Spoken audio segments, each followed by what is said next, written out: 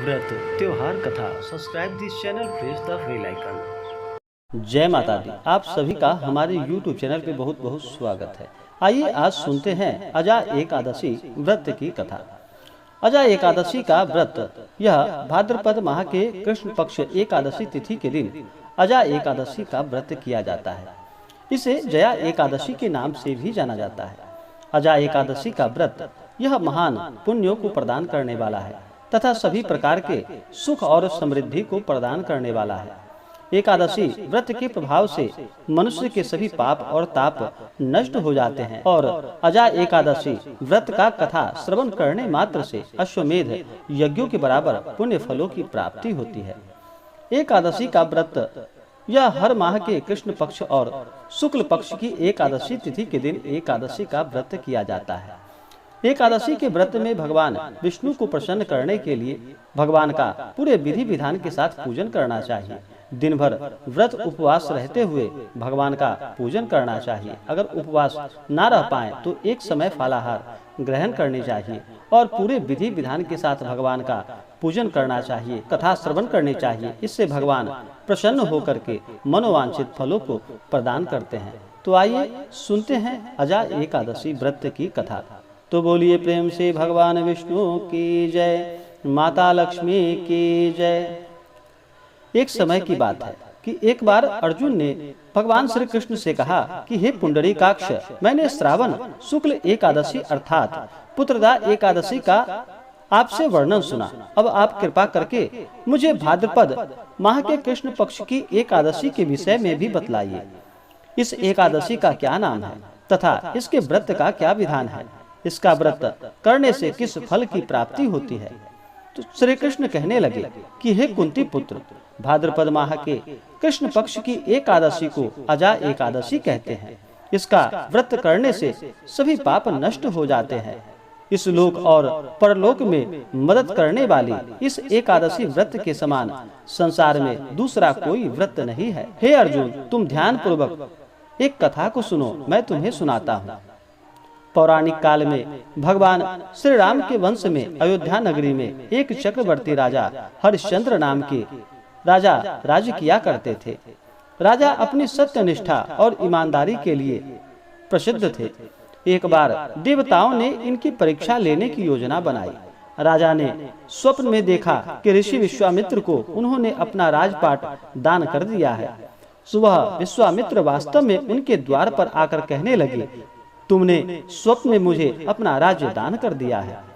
राजा ने सत्यनिष्ठ व्रत का पालन करते हुए संपूर्ण राज्य विश्वामित्र को सौंप दिया। दान के लिए दक्षिणा चुकाने हेतु राजा हरिश्चंद्र को पूर्व जन्म के कर्म फल के कारण पत्नी, बेटा एवं खुद को बेचना पड़ा। हरिश्चंद्र को एक डोम ने खरीद लिया जो शमशान भूमि में लोगों के दाह संस्कार का काम करवाता था। स्वयं वह एक चांडाल का दास बन गया। उसने उस चांडाल के यहाँ कफन लेने का काम किया, किंतु उसने इस आपत्ति के काम में भी सत्य का साथ नहीं छोड़ा। जब इसी प्रकार इसे कई वर्ष बीत गए तो उसे अपने इस नीच कर्म पर बड़ा दुख हुआ और वह इससे मुक्त होने का उपाय खोजने लगा। वह सदैव इसी चिंता में रहता था कि मैं क्या करूं, किस प्रकार इस नीच कर्म से मुक्ति पाऊं। तो एक बार की बात है, वह इसी चिंता में बैठा था कि तभी गौतम ऋषि उसके पास पहुँचे। हरिश्चंद्र ने उन्हें प्रणाम किया और अपनी दुख भरी कथा सुनाने लगे। राजा हरिश्चंद्र की दुख भरी कहानी को सुनकर महर्षि गौतम भी अत्यंत दुखी हो गए और उन्होंने राजा से कहा कि हे राजन, भादो माह के कृष्ण पक्ष की एकादशी का नाम अजा है। तुम उस एकादशी का विधान पूर्वक व्रत करो तथा रात्रि को जागरण करो, इससे तुम्हारे सभी पाप नष्ट हो जाएंगे। महर्षि गौतम इतना कहकर वहां से चले गए। अजा नाम की एकादशी आने पर राजा हरिश्चंद्र ने महर्षि के कहे अनुसार विधान पूर्वक उपवास तथा रात्रि जागरण किया। इस व्रत के प्रभाव से राजा के सभी पाप नष्ट हो गए। उस समय स्वर्ग में नगाड़े बजने लगे तथा पुष्पों की वर्षा होने लगी। उन्होंने अपने सामने ब्रह्मा, विष्णु, महेश तथा देवेंद्र आदि देवताओं को खड़ा पाया। उन्होंने अपने मृतक पुत्र को जीवित तथा अपनी पत्नी को राजसी वस्त्र तथा आभूषणों से परिपूर्ण देखा। व्रत के प्रभाव से राजा को पुनः अपने राज्य की प्राप्ति हुई। वास्तव में एक ऋषि ने राजा की परीक्षा लेने के लिए यह सब कौतुक किया था, परंतु अजा एकादशी के व्रत के प्रभाव से ऋषि द्वारा रची गई सारी माया समाप्त हो गई और अंत समय में हरिश्चंद्र अपने परिवार सहित स्वर्गलोक को प्राप्त हुए। हे राजन, यह सब अजा एकादशी के व्रत का प्रभाव था। इस प्रकार से भगवान श्री कृष्ण ने इस कथा को सुनाई। जो भी मनुष्य इस उपवास को विधान पूर्वक करते हैं तथा रात्रि जागरण करते हैं, उनके सभी पाप नष्ट हो जाते हैं और अंत में स्वर्ग को प्राप्त करते हैं। इस एकादशी व्रत की कथा के श्रवण मात्र से ही अश्वमेध यज्ञ के फल की प्राप्ति हो जाती है।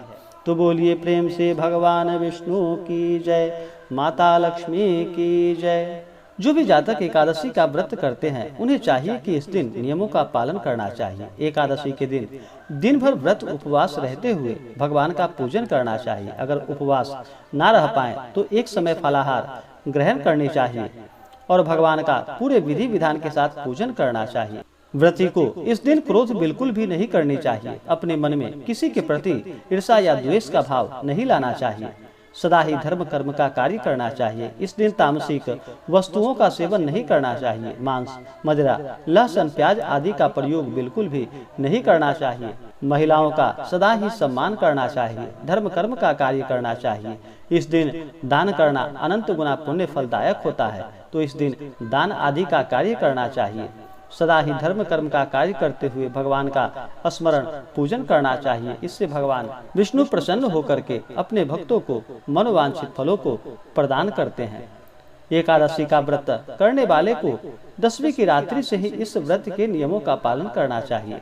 10वीं की रात्रि में शुद्ध और सात्विक आहार लेनी चाहिए। ब्रह्मचर्य का पालन करते हुए भगवान नाम का स्मरण करते हुए रात्रि में सोना चाहिए और एकादशी के दिन सुबह ब्रह्म मुहूर्त में उठ करके नित्य क्रियाओं से निवृत्त होकर के गंगा नदी में या घर के जल में ही थोड़ा सा गंगा जल मिला करके स्नान करना चाहिए। शुद्ध वस्त्र धारण करके और फिर व्रत का संकल्प लेना चाहिए। इसके बाद व्रत को धारण करना चाहिए और भगवान का सुबह और शाम के वक्त पूरे विधि विधान के साथ पूजन करनी चाहिए।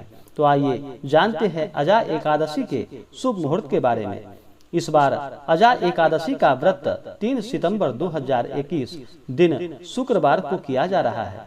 एकादशी तिथि प्रारंभ समय 2 सितंबर 2021 दिन गुरुवार सुबह 6:24 और एकादशी तिथि की समाप्ति होगी 3 सितंबर 2021 दिन शुक्रवार को सुबह 7:45 पे और इस व्रत का पारण 4 सितंबर 2021 दिन शनिवार को अजा एकादशी व्रत का पारण किया जाएगा। इस दिन समय सुबह 5:31 से सुबह 8:24 तक इस व्रत का पारण किया जाएगा।